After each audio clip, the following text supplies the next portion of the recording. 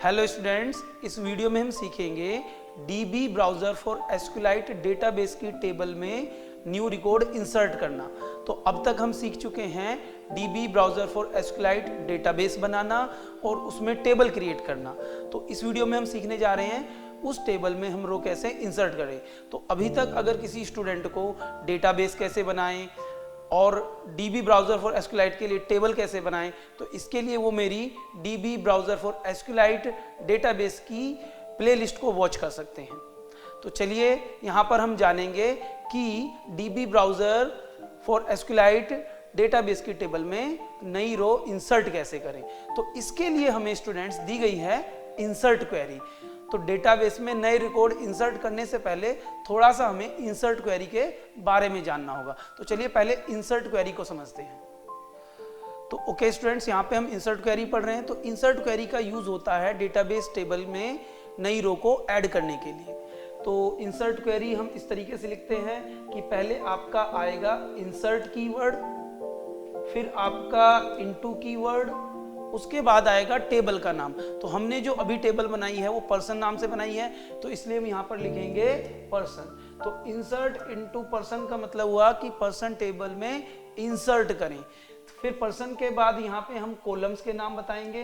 तो हमने 4 कॉलम बनाई थी, आईडी, नेम, एज, सिटी।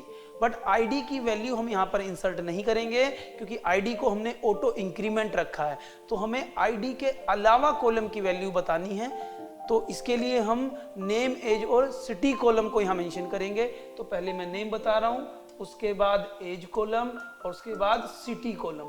तो यहाँ तक इस क्वेरी का मतलब ये हुआ स्टूडेंट्स कि पर्सन टेबल में आप नेम, एज और सिटी कॉलम में इंसर्ट कर रहे हैं। उसके बाद हम इंसर्ट क्या कर रहे हैं, वैल्यूज। तो वैल्यूज कौन सी इंसर्ट करेंगे, इसके लिए वैल्यूज कीवर्ड यूज होगा और इसके पैरेंथेसिस में हम यहाँ पर वैल्यूज बताएंगे जो हमें इंसर्ट करनी है।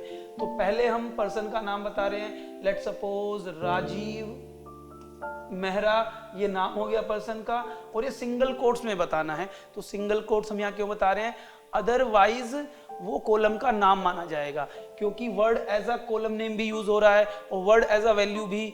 तो दोनों चीजें एक ही पर्पस के लिए यूज नहीं हो सकती हैं। तो सिंगल कोट बता रहा है कि यहाँ पर ये पर्टिकुलर वर्ड वैल्यू है और अगर वही वर्ड विदाउट सिंगल कोट है तो कॉलम का नाम है।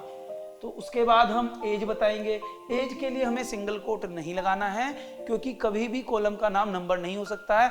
तो नंबर ऑलवेज कॉलम वैल्यू होगा, तो कॉलम वैल्यू बनाने के लिए कुछ करना नहीं है। इसके बाद हम यहाँ पर सिटी बता दे रहे हैं, लेट्स से ग्रेटर नोएडा। तो ये हमने ग्रेटर नोएडा सिटी का नाम बता दिया है। तो अगेन इस क्वेरी को एक बार थोड़ा सा समराइज करते हैं। तो इंसर्ट इनटू पर्सन मतलब पर्सन टेबल में इंसर्ट करना है। नेम, ए, सिटी यहाँ पर कॉलम का नाम हुआ, पर्सन टेबल के नेम, ए, सिटी कॉलम में इंसर्ट करो। वैल्यूज बता रहा है, वैल्यूज इंसर्ट करनी है।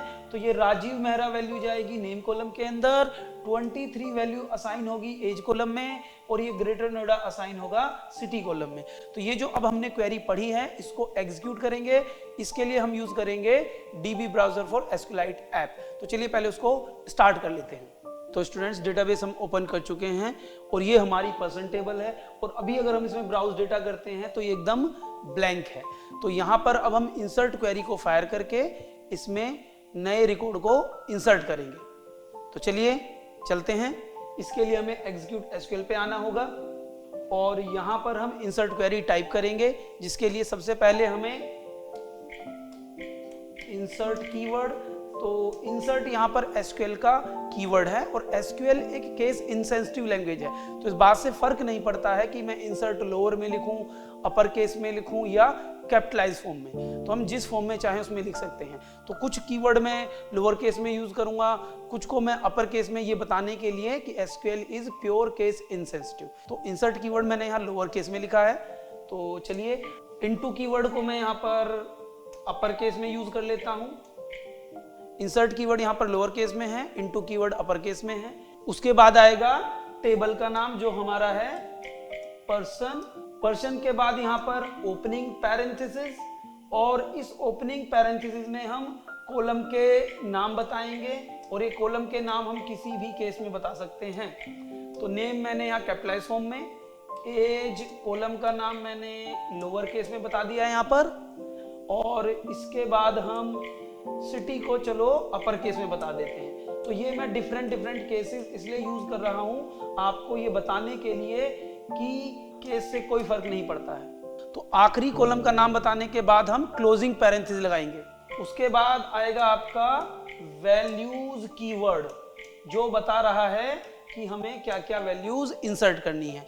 आपको एक चीज का ध्यान देना है, अगर तो हमारी कॉलम नॉन न्यूमरिक है, जिसमें न्यूमरिक डेटा नहीं है, टेक्स्ट डेटा है, तो उन वैल्यूज को हम ओपनिंग और क्लोजिंग सिंगल कोट के अंदर लिखेंगे, और जो वैल्यू हमारी न्यूमरिक है उनके लिए सिंगल कोट्स की जरूरत नहीं है, क्योंकि word can be a column name और वर्ड वैल्यू भी हो सकता है, बट नंबर कभी भी कॉलम नेम नहीं होगा, तो नंबर ऑटोमेटिकली वैल्यू होगा। बट क्योंकि वर्ड कॉलम नेम भी हो सकता है और वर्ड वैल्यू भी हो सकता है कॉलम की, तो एसक्यूएल कैसे पहचानता है?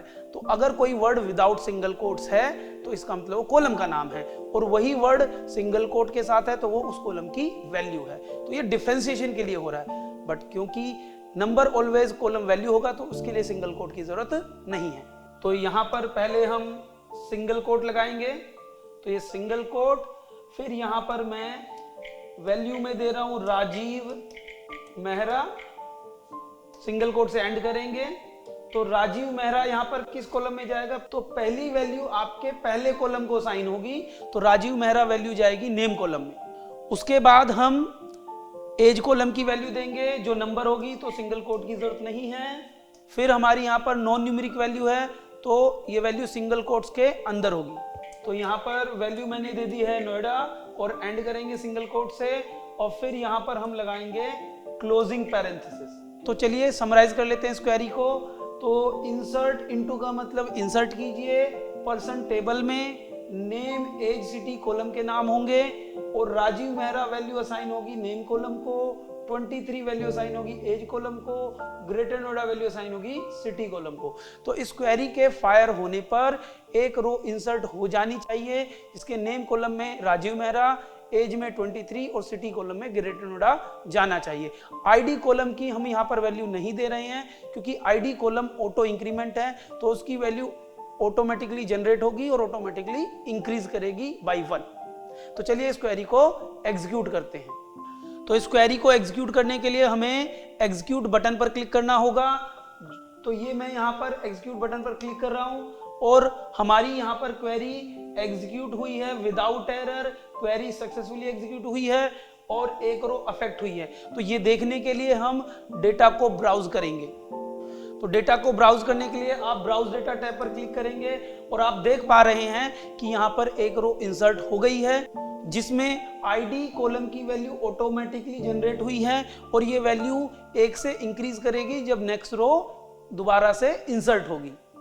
तो चलिए स्टूडेंट एक बार और इंसर्ट क्वेरी को फायर करते हैं और देखते हैं कि नई रो इंसर्ट होने पर क्या आईडी ऑटोमेटिकली 1 से इंक्रीज कर रही है। तो फिर से इंसर्ट क्वेरी को फायर करने के लिए हम एग्जीक्यूट एसक्यूएल टैब पर क्लिक करेंगे, और यहां पर मैं ये वैल्यूज चेंज कर दूंगा। तो यहां पर मैं नेम एज सिटी कॉलम की वैल्यू को चेंज कर रहा हूं। तो मैंने नेम में विजय वर्मा, सिंगल कोट के अंदर रखना है नेम को, क्योंकि नॉन न्यूमरिक कॉलम है। एज न्यूमरिक है तो सिंगल कोट की जरूरत नहीं है। 22 मैंने यहाँ पर एज कर दी, और सिटी की वैल्यू मैंने नोएडा कर दी है यहाँ पर। तो इस क्वेरी को फायर करने के लिए हम एग्जीक्यूट बटन पर क्लिक करेंगे, और फिर से हमारी क्वेरी विदाउट एरर फायर हो गई है, सक्सेसफुली फायर हो गई है। ये देखने के लिए कि एक रो फिर से इंसर्ट हुई है, तो उसके लिए हम ब्राउज डेटा टैब पर क्लिक करेंगे, और हम देख पा रहे हैं कि एक नई रो इंसर्ट हो गई है, जिसमें आईडी कॉलम की वैल्यू ऑटोमेटिकली जनरेट हुई है और लास्ट वैल्यू में 1 से इंक्रीज हो गई है। तो जैसे जैसे नई रो आती रहेगी, आईडी कॉलम की वैल्यू 1 से इंक्रीज होती रहेगी। तो स्टूडेंट्स इस वीडियो में हमने सीखा इंसर्ट क्वेरी फायर करना DB browser for SQLite database table के लिए। तो आई होप स्टूडेंट्स आपने इस वीडियो में कुछ लर्न किया। मिलेंगे फिर किसी और वीडियो में नए टॉपिक के साथ। आज के लिए इतना ही। That's it for today. Thank you for watching. Bye bye.